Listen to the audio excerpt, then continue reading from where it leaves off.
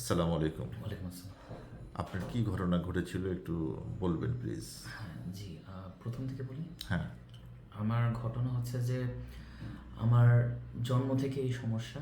ছোটবেলায় আমি রাতের বেলা ঘুমাতে পারতাম না। ছোটবেলায় আমার মা বলতো যে আমাকে ঘুমাতে পারতো না, এবং ছোটবেলায় একজন এভাবে করতে করতে রাতের বেলা দেখা গিয়েছে যে আমার মানে জ্বর সর্দি কাশি লেগেই থাকতো, আমার জি, টনসিল জি, সমস্যা থাকতো, জি, জি, এবং জি। আমার এখনও গলায় সমস্যা আছে সেটাই। জি বাবা, জি। তো এই সমস্যা হতে হতে একজন হুজুরের কাছে নেওয়া হয়েছে। উনি বলেছিলেন ঠিক হয়ে যাব, কিন্তু পরে তো উনি মারা গেলেন। পরে জিনিসটা আরও তীব্র আকার ধারণ করে। করতে করতে এতদিন বিভিন্ন জনের কাছে গেলাম, মানে তেমন কিছু আর কি পেলাম না আর কি।